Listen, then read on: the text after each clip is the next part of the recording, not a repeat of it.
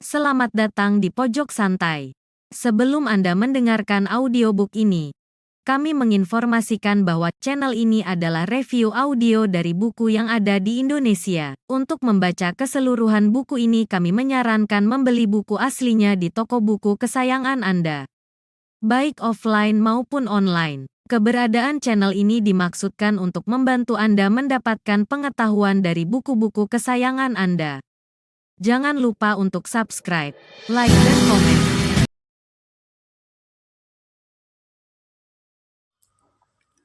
Selamat datang di Pojok Santai, channel khusus yang membahas komik dan novel dengan cara asik. 3 kiai dibawa Raja Rencong dari utara ke sebuah tempat yang dinamakan Arena Topan Utara. Tempat apakah itu? Yuk langsung saja disimak video berikut ini.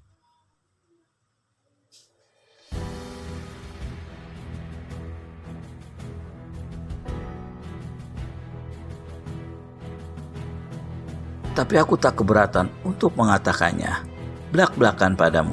Selama belasan tahun daerah utara ini aman dan tentram. Namun sejak kau muncul, maka di mana-mana timbul malapetaka, di mana-mana timbul keonaran. Kalau cuma malapetaka dan keonaran biasa, itu bukan apa-apa. Tapi kau juga sekaligus mempunyai cita-cita untuk mendirikan sebuah partai yang bertujuan jahat semata-mata. Sampai di situ Raja Rencong menukas. Apakah menjadi hak orang lain untuk tidak tenang dengan cita-cita seseorang? Memang bukan hak orang lain, tapi kalau cita-cita itu hendak dicapai dengan mengorbankan nyawa manusia yang tak mau tunduk dan ikut dalam partaimu dengan jalan membunuh puluhan manusia tanpa kemanusiaan, maka itu adalah hak setiap orang untuk turun tangan. Di samping itu, aku pribadi ingin meminta pertanggungjawabanmu atas kematian wakil serta 20 orang penghuni pesantren Suhudillah. Raja Rencong dari utara memuntir-muntir kumisnya. Dalam pada itu, Kiai Tanjung Labu berkata pula, aku dan Kiai Selawa merasa mempunyai tanggung jawab untuk mengamankan dan menenteramkan daerah utara yang telah dilanda malapetaka besar ini. Karena itulah kami berdua datang menyertai Kiai Suhudillah. Jika begitu, katakan saja bagaimana kalian bertiga hendak turun tangan terhadap Raja Rencong dari utara, kata Raja Rencong. Atas apa yang telah kau buat di dunia luar dan di pesantrenku, aku dan kawan-kawan berhak memisahkan batang lehermu dengan badan. Namun, sebagai orang beragama, kami masih mau memberikan ampunan dengan jalan hanya memotong kedua tanganmu sebatas siku. Raja Rencong dari utara kerenyitkan kening, mendelikan mata, lalu tertawa gelak-gelak hingga keempat dinding ruangan itu bergetar. Tangan kirinya mengusap-usap dadanya yang berbulu. Kiai Suhudillah keluarkan sebatang golok besar yang tajam luar biasa. Sehelai rambut yang dimelintangkan di atas mata golok lalu ditiup perlahan pasti akan putus. Terima kasih. Sungguh kalian bertiga manusia-manusia agama yang baik budi dan punya pertimbangan yang adil, kata Raja Rencong.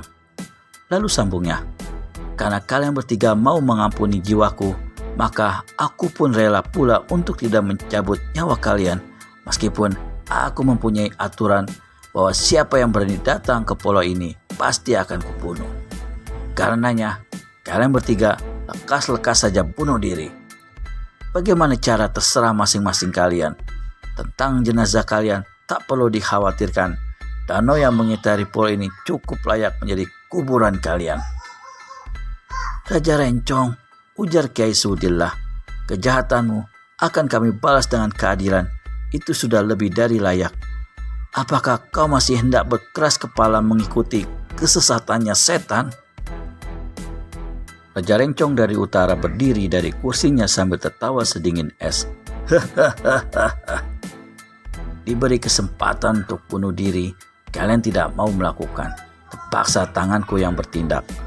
Perlahan-lahan, Raja Rencong angkat tangan kanannya. 5 jari yang di kembang kukunya kelihatan berubah merah kekuningan.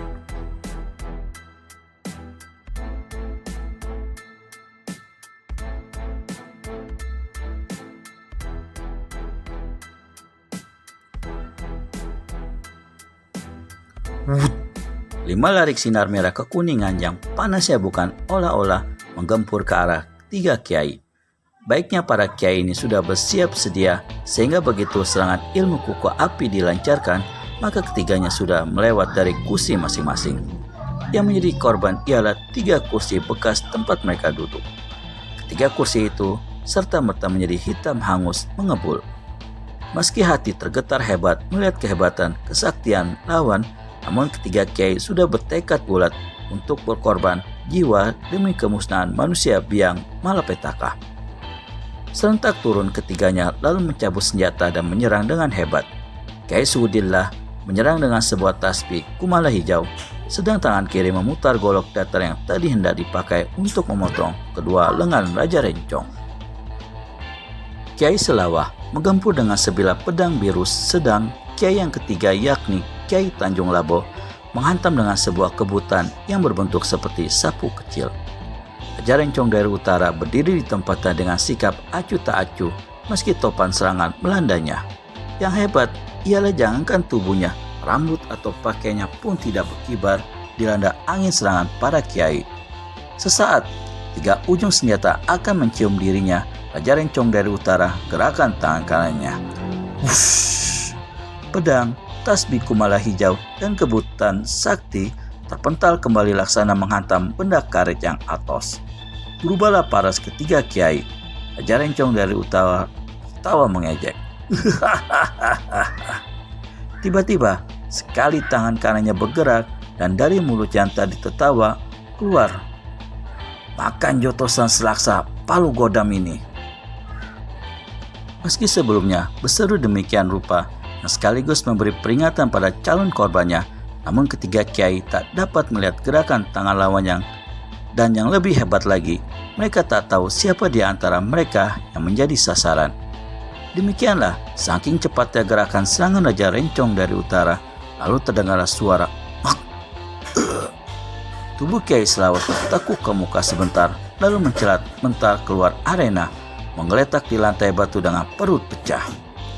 Kiai Suhudillah dan Kiai Tanjung Lor tertegun, terkesiap beberapa ketika lamanya. Kenapa termangu? Karena toh akan menerima nasib macam dia pula, ujar Raja Rencong pula. Kedua kiai kertakan rahang. Pelipis-pelipis keduanya menggembung, tanda mereka tak dapat lagi mengendalikan amarah yang meluap. Kiai Suhudillah menyerang lebih dahulu dengan jurus silat Turki yang aneh gerakannya. "Oh, silat pikisan dari negeri orang yang ditontonkan di depanku," ejek Raja Rencong. "Sanggupkah ilmu silat Turki menerima pukulanku yang ini?" Dengan jari-jari tangan mengembang, Raja Rencong dari utara dorongkan tangan kanannya ke arah Kiai Suhudillah. Pacukan golok besar dan hantaman tasbih kumala hijau tertahan dan mental. Bersama dengan itu, satu gelombang angin yang luar biasa hebatnya menerpa tubuh Kiai Suhudillah. Kiai ini mengeluh dan mental keluar arena. Begitu terhantar di lantai batu tak berkutik lagi, karena meski di luar tubuhnya tak kelihatan rusak, namun di dalam 12 urat-urat yang paling penting telah putus. Itulah kehebatan ilmu pukulan, topan pemutus urat. Semangat Kiai Tanjung Laboh seperti terbang menyaksikan kematian kedua kawannya itu. Mukanya pucat tiada berdarah, dan tiba-tiba Raja Rencong berpaling padanya dengan seringai maut bermain di bibir. "Sesudah melihat tontonan ngeri itu, apakah kau masih punya nyali? Bukankah lebih baik bunuh diri saja agar kau bisa dengan enak?" "Demi Tuhan, lebih baik mati dengan senjata di tangan daripada melakukan kepengecutan," jawab Kiai Tanjung Laboh. Seluruh tenaga dalamnya telah dialirkan ke ujung kebutan, dan sekali dia menggerakkan senjata itu, maka 10 jalan darah di tubuh Raja Rencong diancam bahaya maut. Anehnya, Raja Rencong cuma ganda tertawa yang membuat darah Kiai Tanjung Labu tambah meluap-luap. Sekejap lagi sambaran ujung kebutan akan melanda jalan-jalan darah di tubuh lawannya. Tiba-tiba tangannya terasa kesemutan dan kebutannya terpental pas dari tangan. Meski menyadari sepenuhnya bahwa Raja Rencong bukan lawannya, namun dengan kalap Kiai Tanjung Labu yang berhati jantan itu menyambar pedang Kiai Selawa yang tadi terjatuh, dan dengan senjata itu dia menggempur habis-habisan. Hujan serangan menelikung tubuh Raja Rencong yang sama sekali tidak bergerak di tempatnya, malah menanggapi serangan itu dengan tertawa-tawa. Kiai Tanjung Labu penasaran dan juga heran kenapa pedangnya sama sekali tak berhasil menyentuh bagian tubuh manapun dari lawannya. Tengah dia bergigis serangan, tiba-tiba Raja Rencong berseru, "3 jurus kau mencak-mencak sudah kelewat cukup. Lihat Jotosan, awas kepalamu." Meski sudah diperingatkan demikian rupa, namun sewaktu pukulan selaksa palu godam menyerang kepalanya, Kiai Tanjung Labu tak sanggup berkelit. Dicobanya mengobat lengan lawan dengan pedang, tapi sudah tidak keburu. Kiai yang terakhir ini terbadai di lantai dengan kepala pecah, darah muncrat dan otak berhamburan. Berakhir sudah riwayat ketiga Kiai yang ingin menuntut balas. Akankah ada orang lain yang akan menuntut balas juga? Temukan jawabannya di video selanjutnya hanya di channel Pojok Santai. Segera subscribe dan tekan tombol lonceng untuk mendapat notifikasi video terbaru dari kami. Terima kasih dan sampai bertemu kembali.